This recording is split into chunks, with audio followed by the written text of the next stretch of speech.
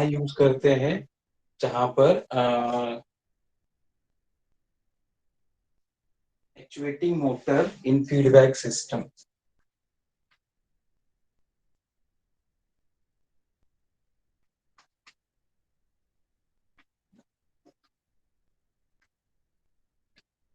Feedback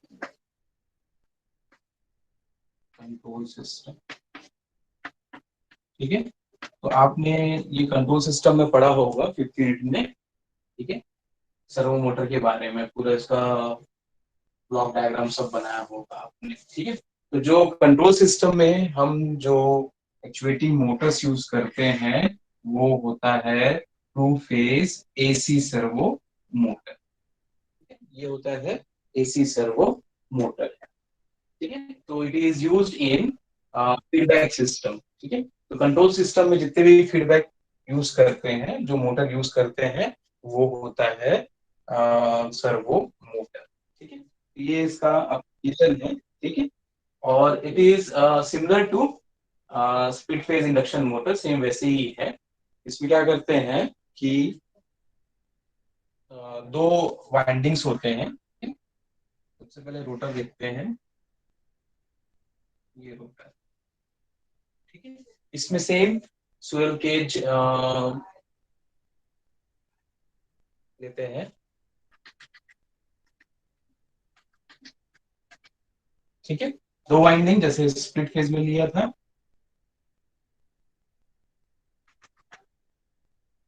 ठीक है, और ये होगा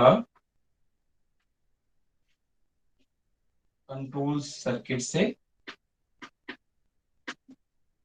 या एम्पलीफायर से।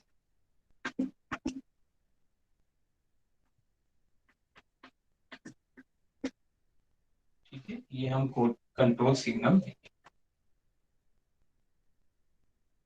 ठीक है, ये है कंट्रोल वाइंडिंग।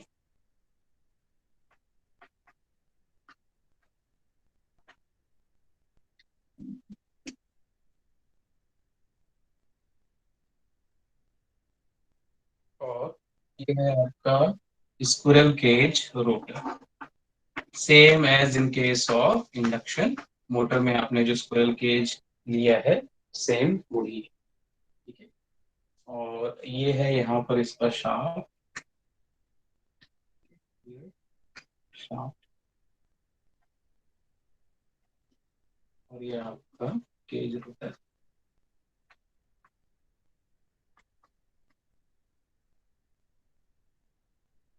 ठीक है, और यहाँ पर हम देंगे रेफरेंस वाइंडिंग।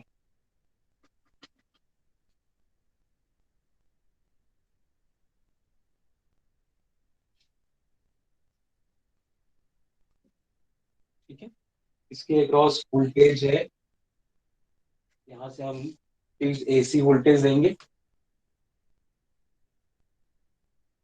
ये है फिक्स्ड एसी वोल्टेज। और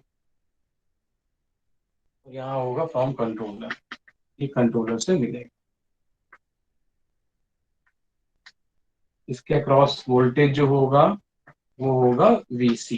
ठीक है, कंट्रोल वाइंडिंग का वोल्टेज है इसलिए वीसी। ठीक है, और ये इसको कहते हैं रेफरेंस वाइंडिंग।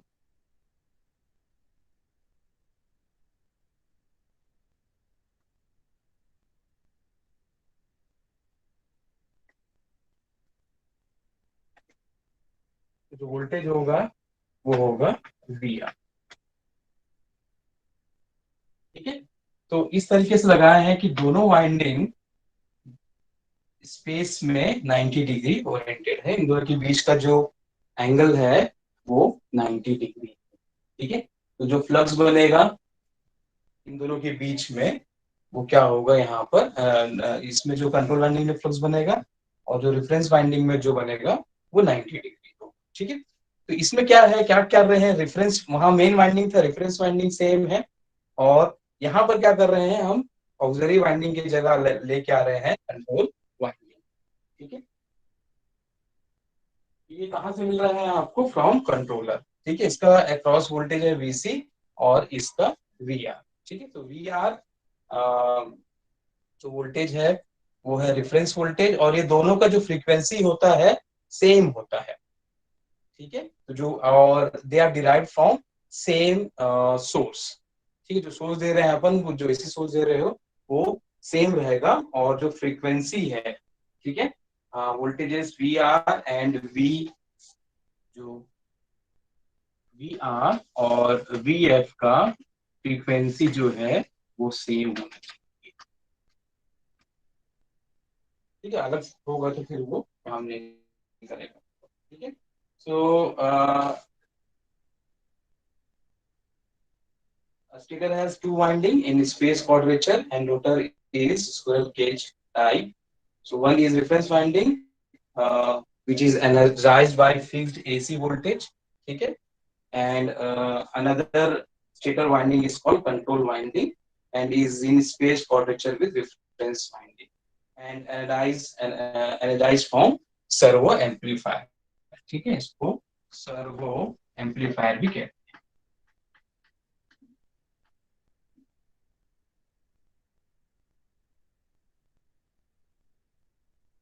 ठीक है, तो axis of both these windings are 90 degree to each other। ठीक है, 90 डिग्री ही क्यों करते हैं, और कोई एंगल में क्यों नहीं रखते हैं? एनीवन?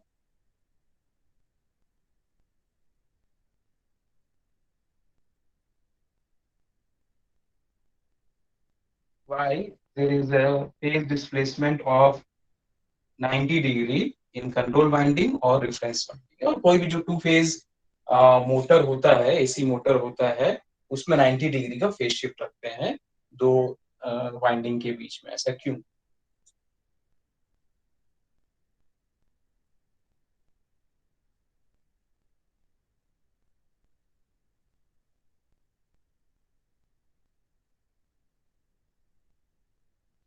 सर ये इसलिए बैकवर्ड करते हैं। मैग्नेटिक, बैकवर्ड रोटेटिंग बैकवर्ड, को कम करने के लिए। हाँ, और जो मेन कारण वो है कि यहाँ पर आपको मिलेगा परफेक्ट रोटेटिंग मैग्नेटिक फील्ड,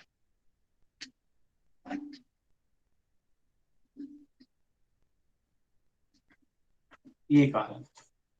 ठीक है, so to have perfect rotating magnetic field. ठीक है, तो यहाँ पर जब ये रोटेटिंग मैग्नेटिक फील्ड आएगा यहाँ पर, जैसे ये रोटेटिंग मैग्नेटिक फील्ड यहाँ पर आपको मिल गया, ठीक है, मान लो ये इस डायरेक्शन में घूम रहा है, तो ये जो है इस रोटर को कट करेगा, जैसे इंडक्शन मोटर में होता है, और रोटर भी उसी डायरेक्शन में घूमना स्टार्ट कर देगा। ठीक है, सो बाई इंडक्शन मोटर का जो प्रिंसिपल होता है कि वहां पर एक रोटेटिंग मैग्नेटिक फील्ड होना चाहिए, थ्री फेज में ऐसी होता है, रोटेटिंग, ये आपका रोटेटिंग मैग्नेटिक फील्ड,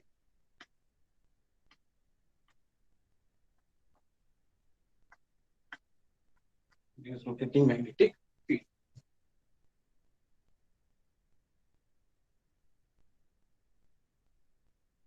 ठीक है, तो to have perfect rotating magnetic field, so इन दोनों के बीच में जैसे वी आर लिया हमने, वी आर एंगल जीरो, तो जो वी कंट्रोलर का होगा वो होगा 90 डिग्री, मतलब बीसी वी आर से 90 डिग्री लीड पे है।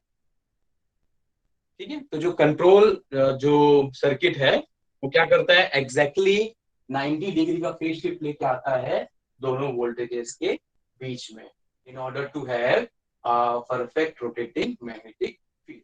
और ये कहाँ से मिलता है आपको, ये जो सर्वो एम्पलीफायर है, ये जो कंट्रोल यूनिट है वहां से लेके आता है। ठीक है, तो इन ये जो कंट्रोल सर्किट का क्या काम है कि दोनों वोल्टेज, जैसे वी आर एंगल जीरो है, तो वीसी का एंगल कितना होना चाहिए, 90 डिग्री होना चाहिए। ठीक है, so there should be 90 degree phase shift between V R and VC, and it is provided by this control circuit और सर्वो एम्पलीफायर। ठीक है, तो कल जैसे मैं अभी जितना बताते आ रहा हूं कि जो मैग्नेटिक फील्ड है वो हमेशा लीडिंग से लैगिंग की ओर जाता है हमेशा। ठीक है, ये कॉन्सेप्ट है, जो रोटेटिंग मैग्नेटिक फील्ड होता है ऑलवेज लीडिंग टू लैगिंग होता है। जो भी है, करंट है, वोल्टेज है, लीडिंग क्वांटिटी से ये लैगिंग क्वांटिटी के डायरेक्शन में होता है। ठीक है। सो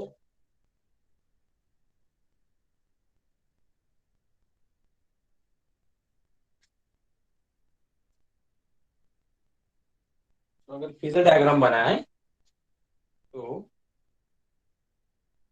ये VC होगा और ये VR, इन दोनों के बीच में ये 90। ठीक है। तो there will be a phase shift of 90 degree between VC and VR। ठीक है। अब अगर मान लीजिए मुझे ये अभी ये घूम रहा है, क्लॉकवाइज घूम रहा है ऐसे। ठीक है। इसको एंटी क्लॉकवाइज घुमाना है, तो क्या करूंगा मैं? How to change the direction of this servo motor? Angle change कर देंगे VR और VC का। Very good. So if you change, जैसे अभी कैसा है, ये है VC और ये है VR, इनके बीच में 90 डिग्री। ठीक है। अब अगर आप ऐसा कर दो, ये है VR और ये है VC, इससे 90 डिग्री ये लग कर, तो अगर ये यहाँ पर ऐसा घूम रहा होगा क्लॉकवाइज, तो ये यहाँ पर घूमेगा एंटी क्लॉकवाइज।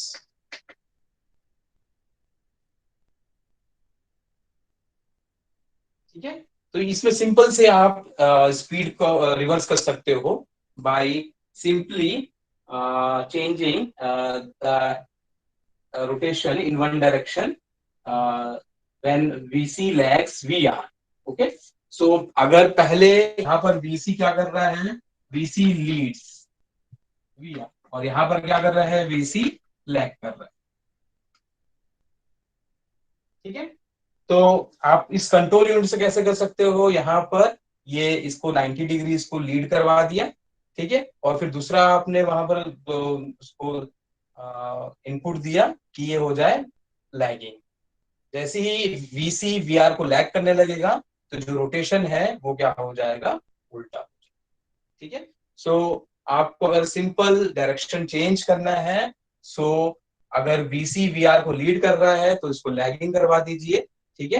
तो वो क्या होगा, क्योंकि जब भी कभी जो मैग्नेटिक फील्ड बनता है वो लीडिंग से लैगिंग की ओर जाता है, उसी डायरेक्शन में घूमता है। ठीक है। सो इस केस में यहाँ पर VC मैक्सिमम पहले आएगा और VR बाद में आएगा। ठीक है। आफ्टर सम डिग्री, और इसमें ये फर्स्ट, और इसमें क्या होगा, VR फर्स्ट आएगा, VR मैक्सिमम फर्स्ट होगा और VC उसके बाद। ठीक है। तो जो मैग्नेटिक फील्ड है वो VC से VR जाएगा यहाँ पर, और इसमें VR से VC जाएगा, इसलिए डायरेक्शन क्या है, आप इसको वहां पर चेंज कर सकते हैं। ठीक है। So the developed torque can be controlled in the magnitude and direction by changing VC। ठीक है। क्योंकि VR को हमने क्या कर दिया है, फिक्स कर दिया हुआ है। ठीक है। तो जो टॉर्क का रोटेशन है और जो मैग्नीट्यूड है, it can be change by controlling VC। Okay.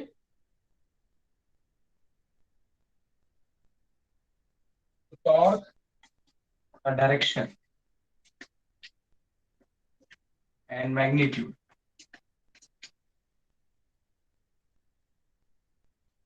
Can be change bye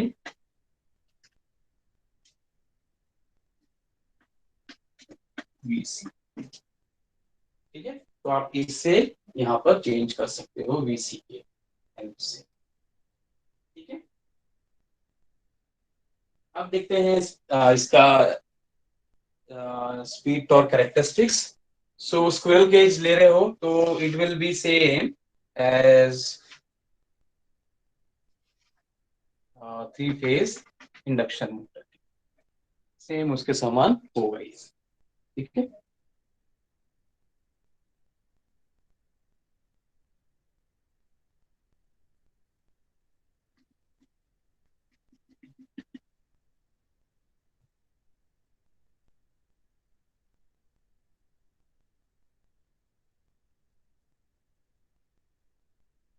ये टॉर्क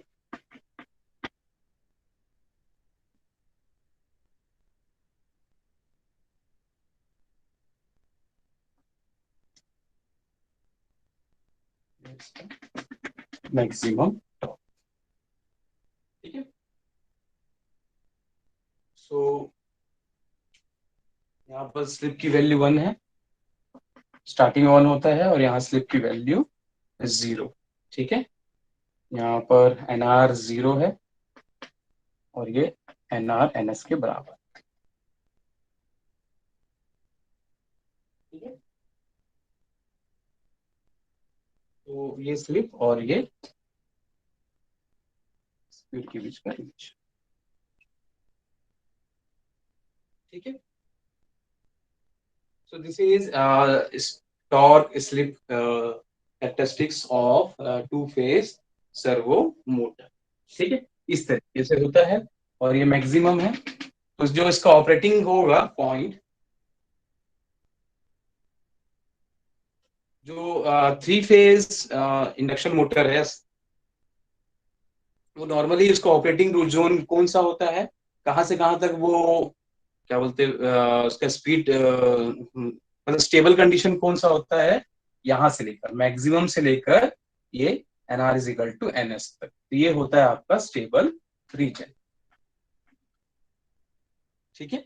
मैक्सिमम से लेकर यहां तक, ठीक। और इधर का जो होता है वो अनस्टेबल होता है और ये स्टार्टिंग का है इसमें, ठीक। अब लेकिन ये सब आप कहाँ पर यूज कर रहे हो, ये जो सर्वो मोटर है हम यूज कर रहे हैं फीडबैक लूप में, कंट्रोल सिस्टम में, ठीक है। ये रहा आपका,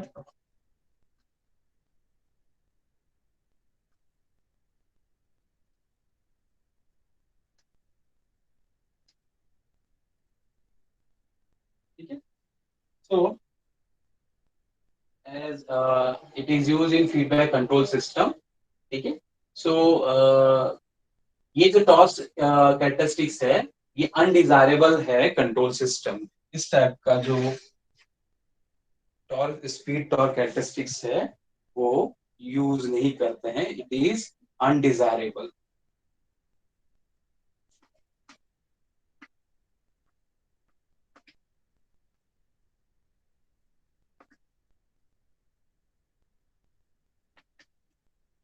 ठीक है। So it is highly undesirable because it has positive speed torque slope, has positive speed torque slope। तो इससे क्या दिक्कत होगा, कंट्रोल सिस्टम में अगर पॉजिटिव स्लोप है तो क्या दिक्कत होगा, क्यों ये अनडिजायरेबल है,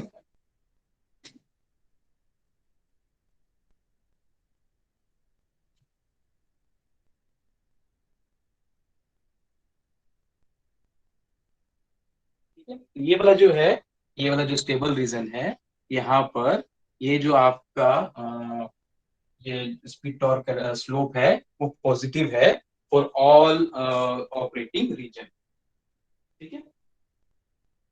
इससे क्या दिक्कत होगा, फीडबैक सिस्टम में पॉजिटिव स्लोप,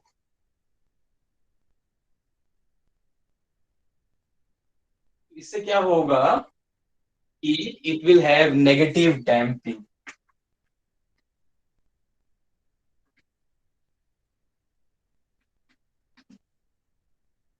ठीक है। सो there will be negative damping which lead to unstable operation,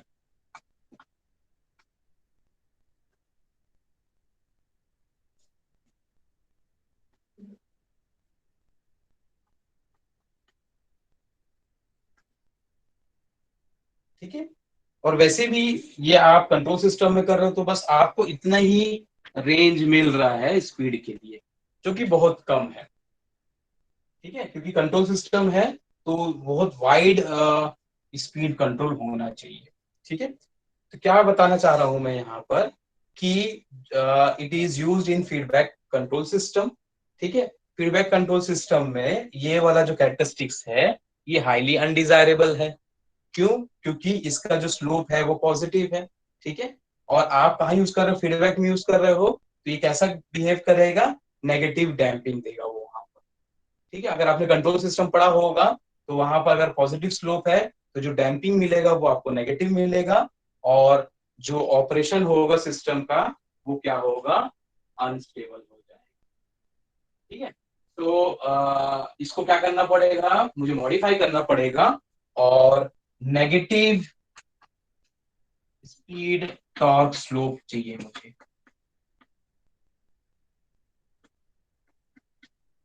समझ रहे हो ना मैं क्या बोलना चाह रहा हूं? आप अगर कंट्रोल सिस्टम पढ़े होगे तो फीडबैक ऐसे देखते हैं, फीडबैक हमेशा क्या देते हैं, हम नेगेटिव देते हैं, ताकि आपका जो सिस्टम हो वो क्या हो, वहां पर स्टेबल हो वहां पर हमेशा, ठीक है। एग्री कर रहे हो? तो what we have to do, so we have to do for control system application, two-phase motor must be modified, so should have obtained negative or positive damping or positive damping throughout the operating।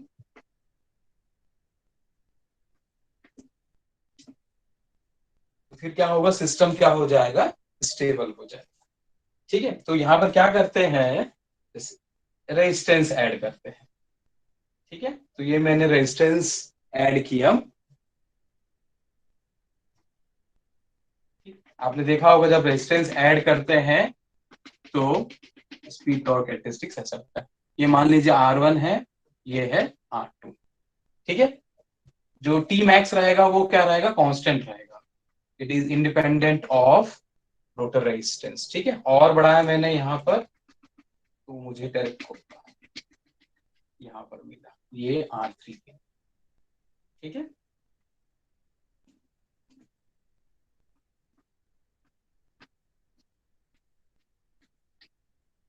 और यहाँ slip होगा ये 2 पर, ठीक है। तो यहाँ जो स्लिप होगा वो लगभग लगभग कितना होगा, 1.5 होगा, 1.5 से 2 के बीच में इसका ऑपरेटिंग रीजन आ जाएगा,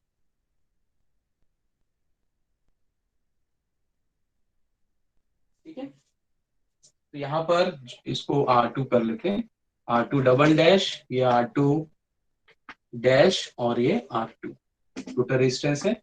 सो R2 double dash is greater than R2 dash is greater than R2, ठीक है।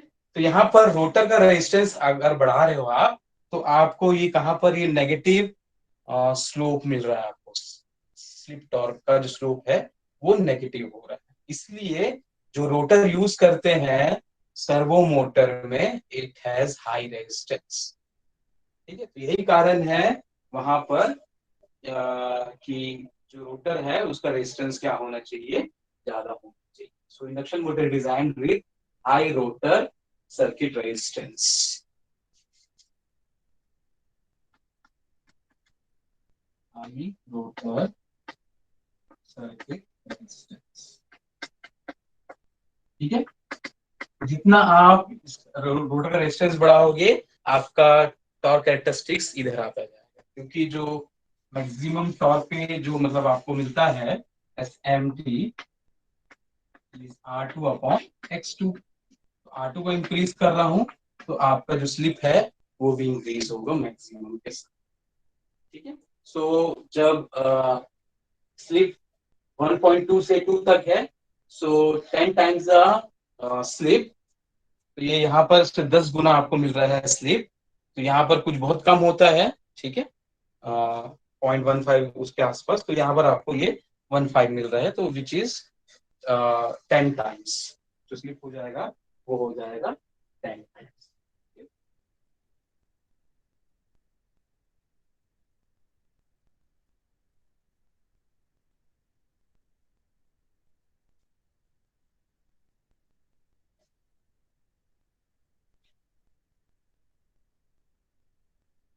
ठीक है।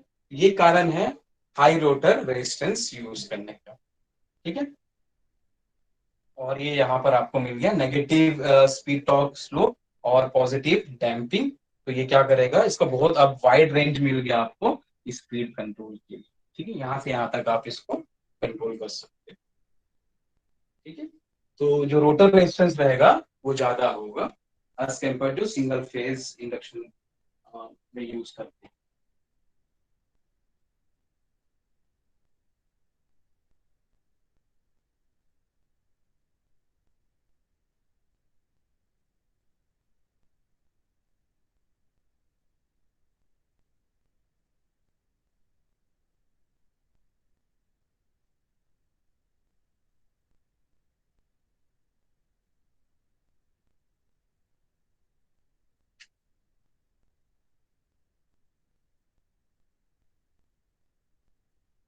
ठीक है, ये हो गया इसका स्पीड टॉर्क कैरेक्टरिस्टिक्स। इसके जो एडवांटेजेस हैं वो ये हैं।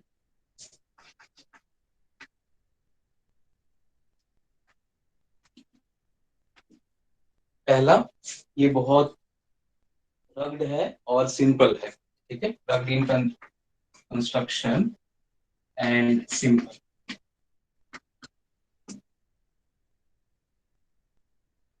ठीक है, क्योंकि यहाँ पर आप स्क्विरल केज इंडक्शन मोटर ले रहे हो तो ये बहुत ज्यादा रग्ड होगा। ठीक है, मेंटेनेंस इसमें कम होता है।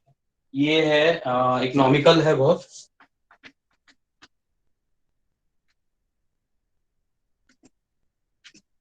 ठीक है, and it requires less maintenance and inspection. जो मेंटेनेंस है इसका बहुत कम है। ठीक है, और no insulation is required. Rotor requires no insulation, temperature बहुत कम बढ़ता है। Rotor requires no insulation, it is maintenance